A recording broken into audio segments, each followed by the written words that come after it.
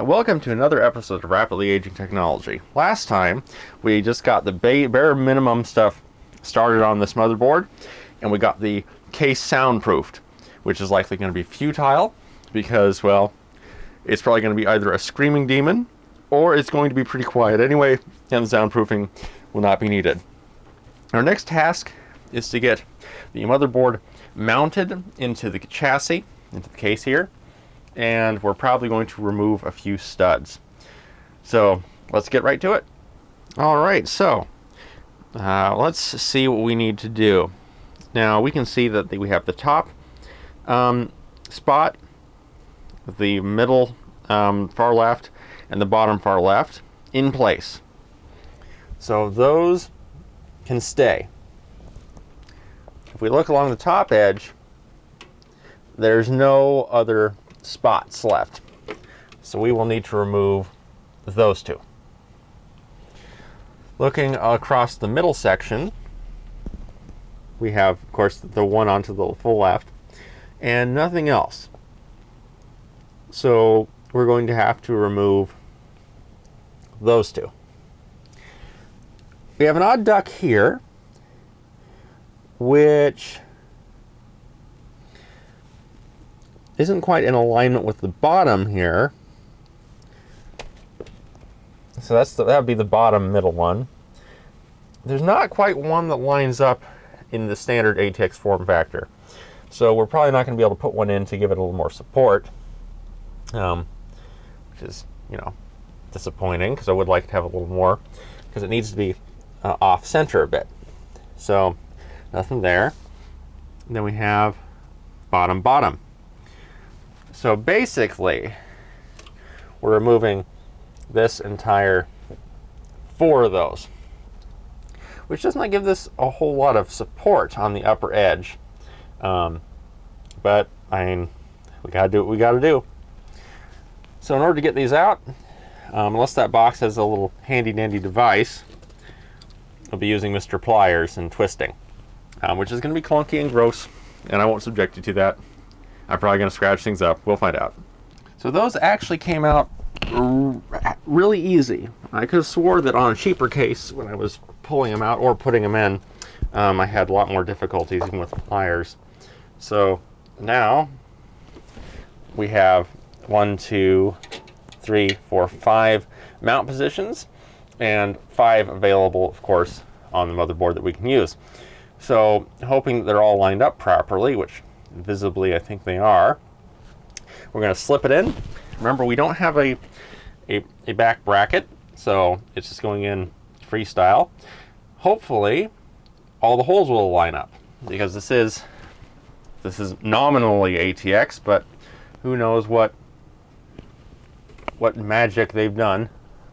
Okay, got our strap on. Let's see what we can do.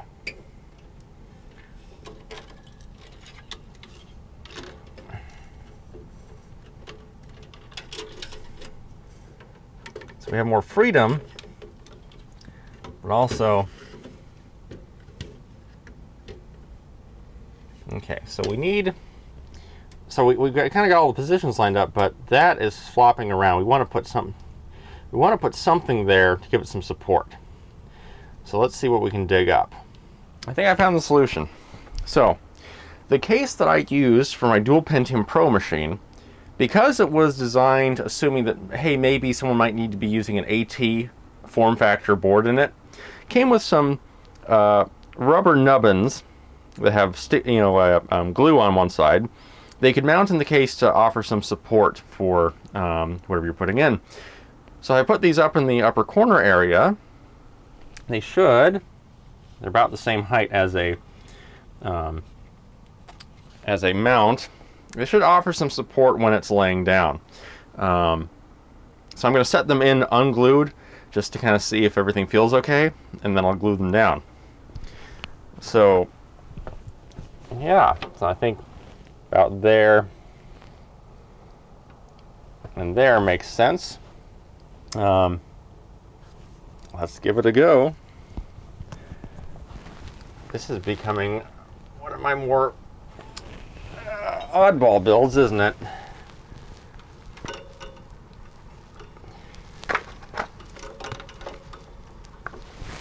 Let's see how that feels.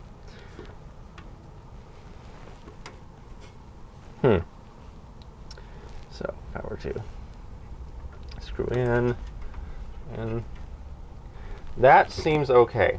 So I'm going to glue those down and get this all mounted properly, and we'll see if it feels okay.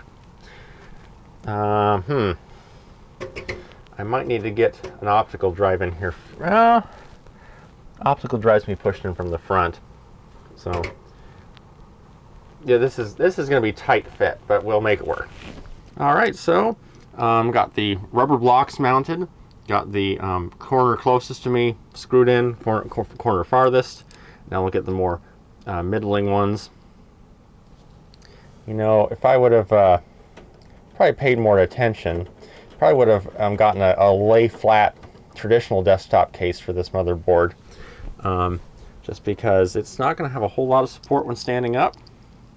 So that's not the most ideal situation, but if we're careful, it should be fine.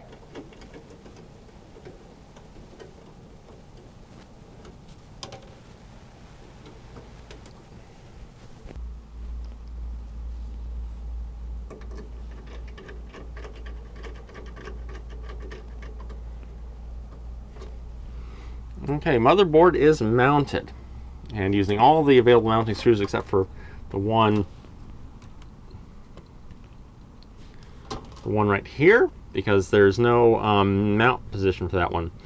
And now, as far as would that help a lot with rigidity, I think to a certain extent it would. However, if we look at the overall layout of this board, so we have a solid mounting along this side and along the bottom edge. Along this side we do have all the RAM slots and RAM sticks jutting out that way, which should give some rigidity to the board. Of course, also all the PCI expansion slots are pointing in this direction. We also have this few heatsink assemblies in this direction, giving some rigidity to this side of the board. And of course, these the back brackets should help with that a little bit too. So I don't think this one will be too bad, even though I would much prefer there to have been a screw, even just in the even in the upper corner. If they had left some room for that, that would have been ideal. So this was stuck in the screw. That's interesting. Never had that happen. So I think, well, if I yank on this, if I move this a little bit, I'm not getting a whole lot of movement, so I think that should be just fine. All right, so now we're starting to mount things. Let's see. There's a little bit of slop here, but not much, so that's good. So we're going to pull apart these doors, or I think it's just yeah, pull out, and then we're going to pop out these. Now I do have a silver optical drive. It's very nice. Unfortunately, it is CD only. Found it at Goodwill for $5. So hopefully, let's see, this should be master. This one needs to be set to, well, this one's doesn't specify, but assuming it uses the standard layout, middle should be slave. I know cable select is a thing, but I never use it. So there we go. So we got a master set there. Should just slide it right in.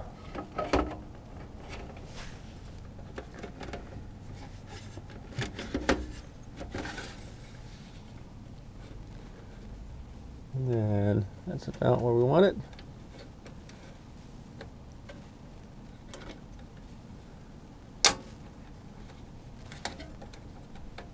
There we go, toolless, and it all fits real nice. And luckily for us, our power and data cables are kind of on this side, so we have room, which is good. It's still gonna be tight. If I wanted to put in an old audio cable going from that to the sound card, I could, but I mean, at this the era that this comes from, that was kind of no longer a useful feature. I'm not even sure if the sound data would actually move.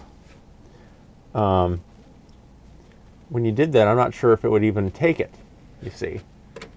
Or if it just bypassed it completely. So that I do not know.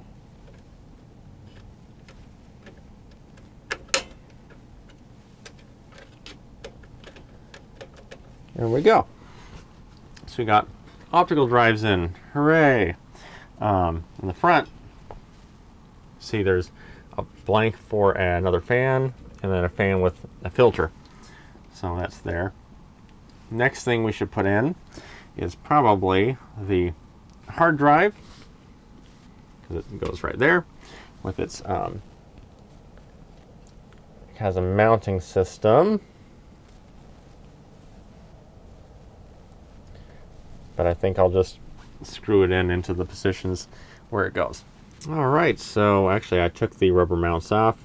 We have these kind of things and some screws that have necks on them. And so those will go in. Hopefully it'll let me just slide it in, otherwise it's kind of a goofy mounting system. Okay, so get that one in.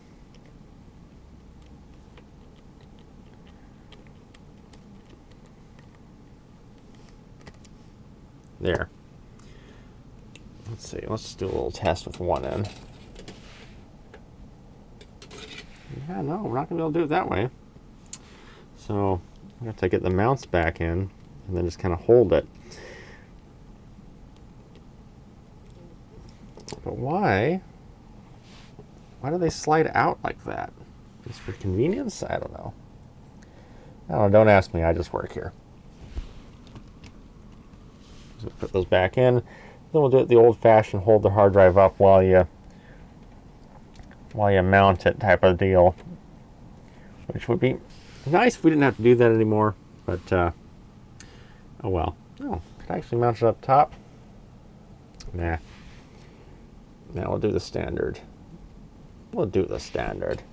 Oh, look at that! The entire case comes out. That makes my life just a little bit easier. So now we can just mount it. I can even just set it upside down, quite frankly, and just get it lined up properly and get everything screwed in. So that'll be easy. All right, so now that we have this, we're going to just kind of get the data cable put in position beforehand. SATA data, and we'll just slide it in, and then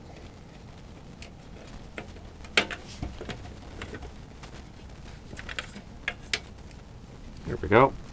That's in position. Get these screws back in. Hold it in place. It's in a good spot to be cooled by the fan.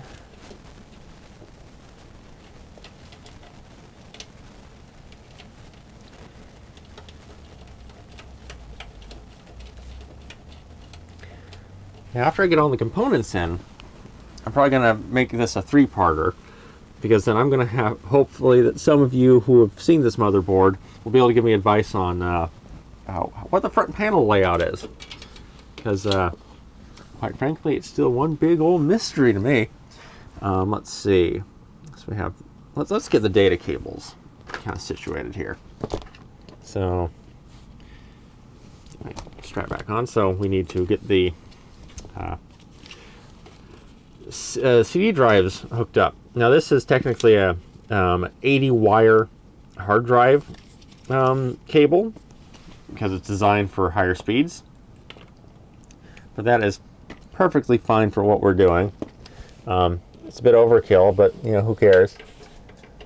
Let's look at the master in. I said we'll get the master in. We'll get them. There we go.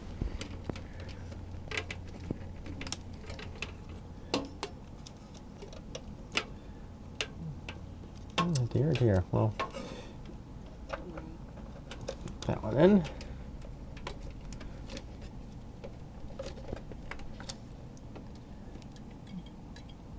Just barely not touching that fan blade. I don't know if you can see that, but ooh, tight fit. Okay, that is. Now we need to plug this into the motherboard side, and we have it keyed. Some old motherboards will actually have a pin there, which makes things complicated.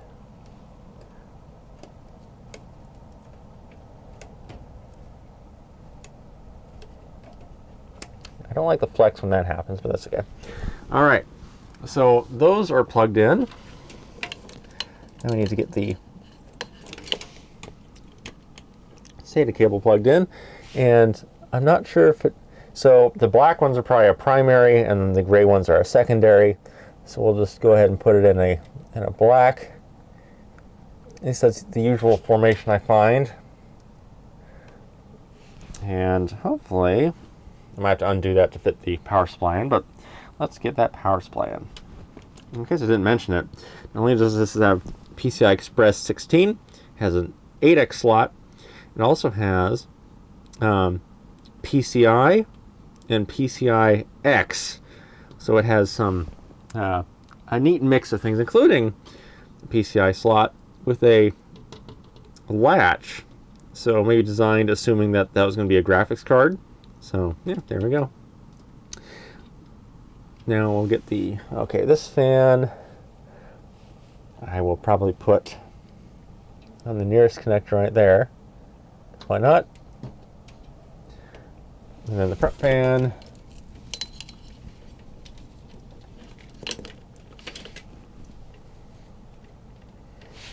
Prep fan goes somewhere. How about right there?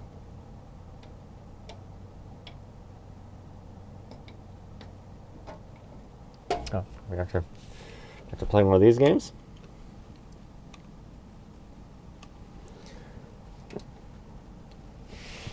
Or is that? Oh, that might be 3-pin case intrusion. Maybe I want to skip that. Ah, here we go. Down over here. There's one hiding. There we go.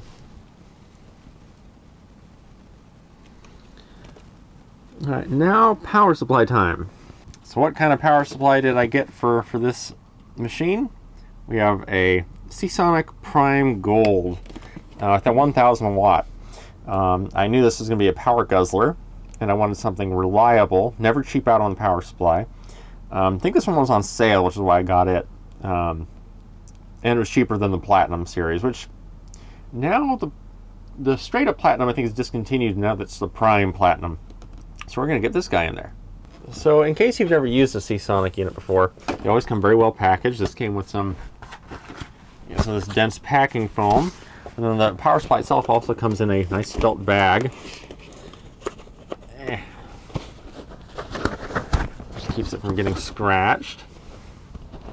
It's also a nice thing to hold your extra cables in.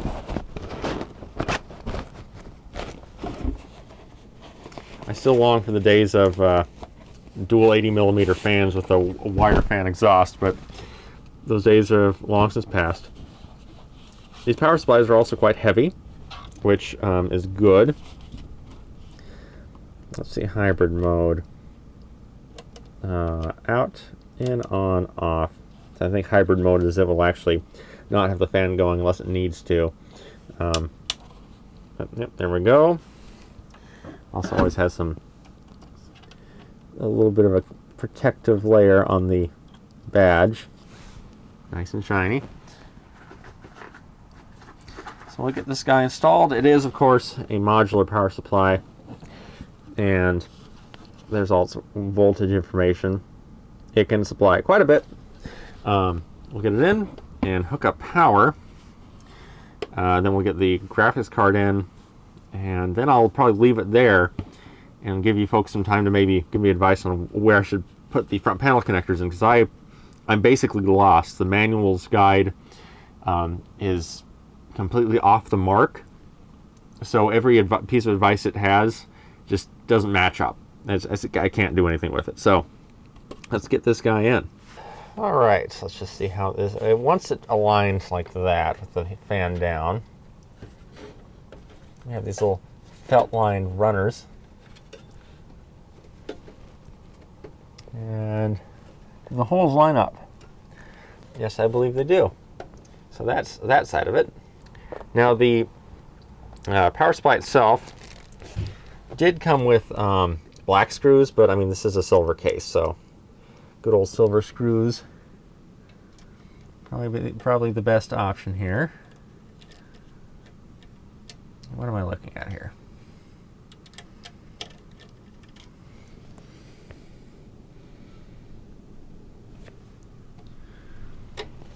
With these mesh backs, sometimes it's kind of hard to tell what's the actual place to put the screw and what's just part of the kind of grill, which is why power supplies with a single 80mm wire fan cover exhaust are best.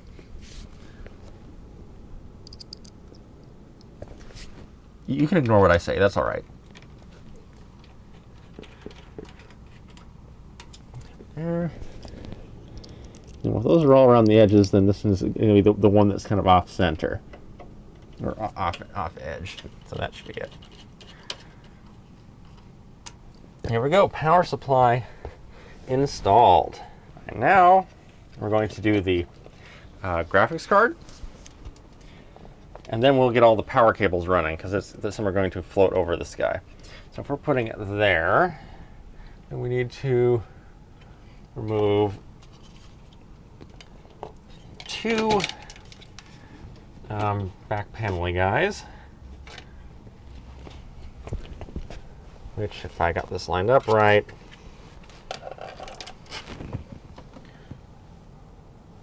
will be the upper two. Okay.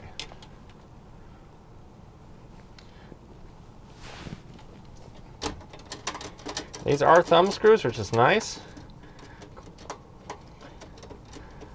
This is a nice thing that modern cases do have, which is there's a lot of thumb screws versus screws that you have to use your screwdriver on. Of course, this one's a little tight.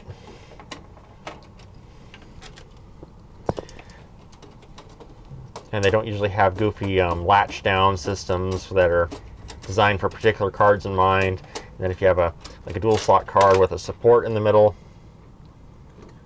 you'll find that it doesn't quite work right. Those are always annoying.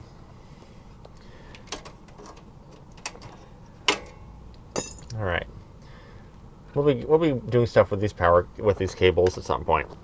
As you know, my cable management is terrible, but I'll do something.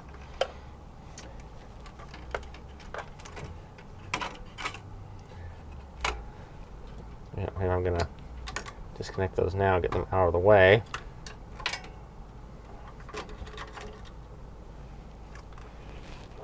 All right, let's get this card in.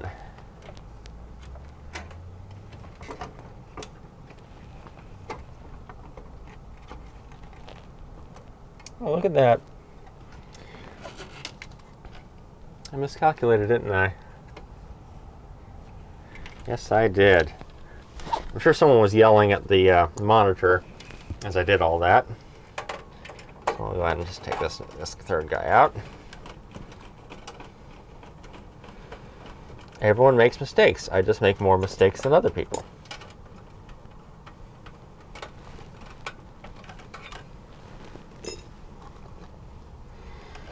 And now let's try that.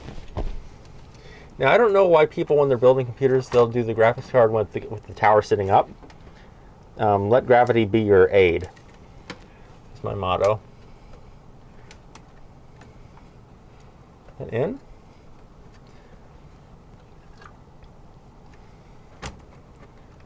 This is a very satisfying click, but maybe it is.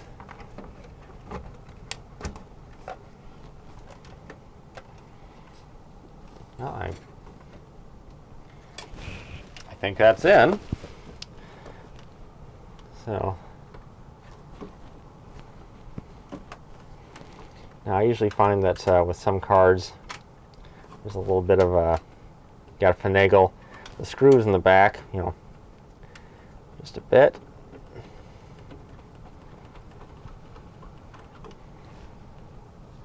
In fact, I'm going to go ahead and use my screwdriver.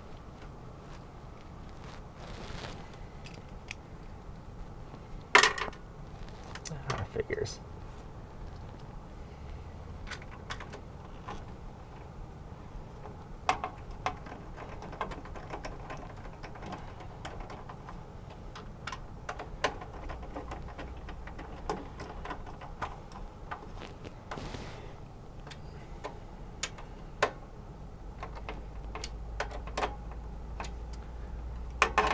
Alright, that is in. Now, we're running with a lot of mixed variables here, in that this card has not been tested. I mean, the seller said it worked, but you know what that means. The motherboard is untested, the CPUs are untested. This is all one big mystery box. What are stories but mystery box? And we all know how satisfying mystery boxes are. Actually, in the tradition of mystery boxes, and where did that one go? Oh, there we go. In the tradition of mystery boxes and good storytelling, I probably should just never finish the video. Get this all together and then just never talk about it again. Because that's a satisfying ending. Alright, let's get things plugged back in.